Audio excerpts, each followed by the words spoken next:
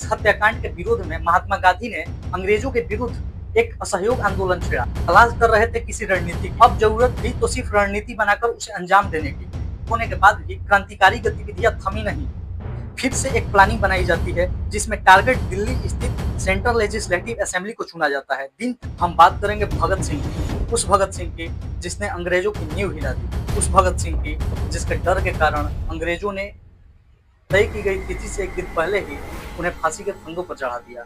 उस भगत सिंह की जिसने कहा मुझे फांसी नहीं गोली से उड़ा दो। कहानी की शुरुआत होती है पंजाब के एक छोटे से गांव बंगा से, जहां 27 सितंबर 1907 को एक लड़के का जन्म होता है जिसका नाम रखा जाता है भगत। भगत के शहीद आजम बनने की प्रक्रिया उनके जन्म के साथ ही शुरू हो जाती है। दरअसल भगत सिंह के खून में ही अंग्रेजी शासन के प्रति घृणा और कट्टरता मौजूद थी। भगत सिंह के परिवार का अंग्रेजों से लोहा लेने का इतिहास बहुत पुराना था। उनके परदादा फतेह सिंह महाराजा रणजीत सिंह के आर्मी में अंग्रेजों के खिलाफ लड़े थे। जब भगत सिंह का जन्म हुआ था तो उनके पिता किशन सिंह और चाचा अजीत सिंह दोनों जेल में कैद थे। इस तरह भगत सिंह अंग्रेजों के खिलाफ जाने का नतीजा देख रहे थे। वह देख रहे थे कि कैसे अंग्रेज उनके चाचा और पिता पर अत्याचार कर रहे हैं। वह देख रहे थे कि कैसे अंग्रेज चुन चुनकर भारतीयों का शोषण कर रहे हैं। यही कारण है कि उस मात्र 3 साल के लड़के में अंग्रेजों के प्रति वो चिंगारी सुलग रही थी कि जब वो एक बार खेत में गड्ढा खोद रहा था, उसके पिता ने पूछा कि ये गड्ढा क्यों खोद रहे हो। उस लड़के ने जवाब दिया, मैं इस गड्ढे में बंदूक बोऊंगा ताकि इसमें से बहुत सारी बंदूकें निकले और इन सारी बंदूकों से मैं अंग्रेजों का इस देश से नामोनिशान खत्म कर दूं। यह सब उस छोटे से लड़के का था जिसने बचपन से ही अंग्रेजों को अपने देश से खदेड़ने का सपना पाल रखा था। अपनी 5वीं तक की पढ़ाई खत्म करने के बाद इनका दाखिला दयानंद एंग्लो वैदिक स्कूल में कराया गया। फिर एक ऐसी घटना घटी जिसने पूरे देश को सदमे में ला दिया। बैसाखी का दिन था। लोग बैसाखी का त्योहार मनाने के लिए जलियांवाला बाग में एकत्रित हुए थे। तभी अंग्रेजों ने उस निहत्थे भीड़ पर गोलियों की बौछार कर दी। इतनी गोलियां चलाई गई थी कि इसमें सिर्फ मरने वालों की संख्या हजारों में थी। इस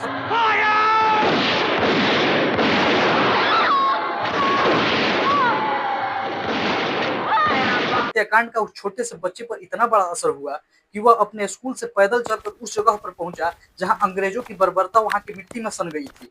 उस खून से सनी मिट्टी को उस छोटे बच्चे ने एक बोतल में भर लिया ताकि वो उसे अंग्रेजों द्वारा भारतीयों पर किए जा रहे अत्याचार और बर्बरता को याद रख सके।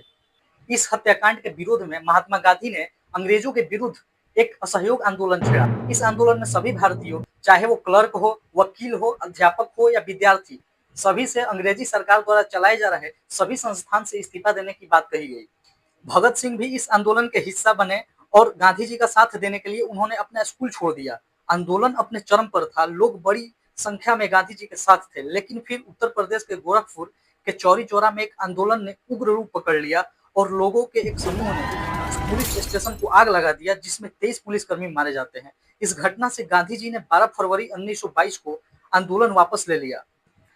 भगत सिंह अब चुप बैठने वाले नहीं थे। वो तलाश कर रहे थे किसी रणनीति जिससे अंग्रेजों को धर दबोचा जाए और उनसे चुन चुन कर बदला लिया जा सके। तभी उन्हें नेशनल कॉलेज ऑफ लाहौर के बारे में पता चला। यह वही कॉलेज था जिसे लाला लाजपत राय ने स्थापित किया था। इस कॉलेज को क्रांतिकारियों का आश्रम कहा जाता था। ये कॉलेज महात्मा गांधी के असहयोग आंदोलन को डायरेक्ट रिस्पॉन्स था, जिसमें कहा गया था कि सारे स्टूडेंट कॉलेज छोड़ दें। इसके बाद Bhagat Singh national college of Lahore में शामिल हुए, जहां उन्हें उनके क्रांतिकारी गतिविधियों के हमसफर सुखदेव थापर, भगवती चरण बोहरा और यशपाल जैसे साथी मिले। अब जरूरत थी तो सिर्फ रणनीति बनाकर उसे अंजाम देने की। इसी बीच अंग्रेजों ने भारत में साइमन कमीशन को लाया। दरअसल 10 साल पहले भारतीय नेताओं के कड़े विरोध के कारण अंग्रेजों ने भारतीयों को कुछ अधिकार दिए थे, जैसे 1919 से 1929 तक राज्यों में शासन चलाने का अधिकार। भारतीयों को दिए गए इसी अधिकार की जांच पड़ताल करने के लिए एक अंग्रेज अधिकारी साइमन के लीडरशिप में एक कमीशन को भारत भेजा गया। इसी कमीशन को साइमन कमीशन कहा गया, पर इसमें कुछ प्रमुख कमियां थी। पहला, इस कमीशन के सारे सदस्य अंग्रेज थे। भारतीयों को इसमें कोई जगह नहीं दिया गया। दूसरा, इसे 1929 में आना था, पर इसे 2 साल पहले ही 1927 में ला दिया गया।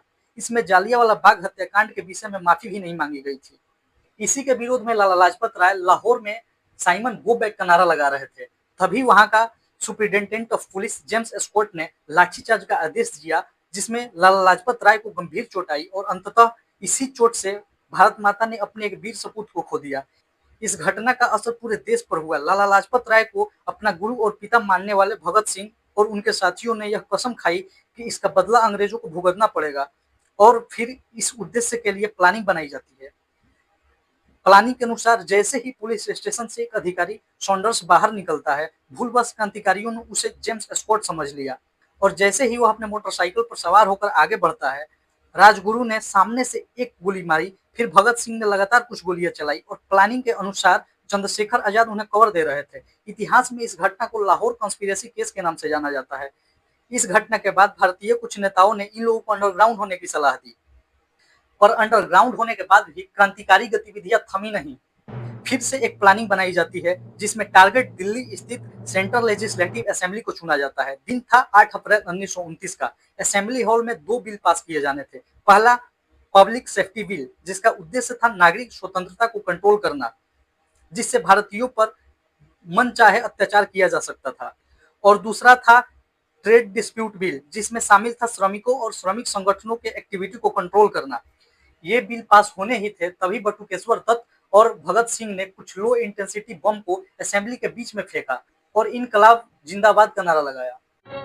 Honorable members, Public Safety Bill और Trade Dispute Bill।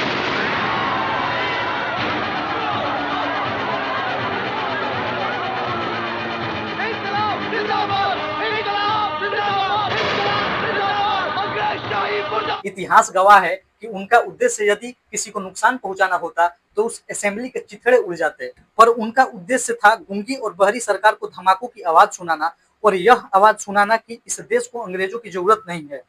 इसके साथ ही वो अपने जगह पर डटे रहे और बिना किसी प्रतिरोध के हथकड़ियों को अपना लिया। तो आज के वीडियो में इतना ही। मिलते हैं आपको इस वीडियो के दूसरे पार्ट में।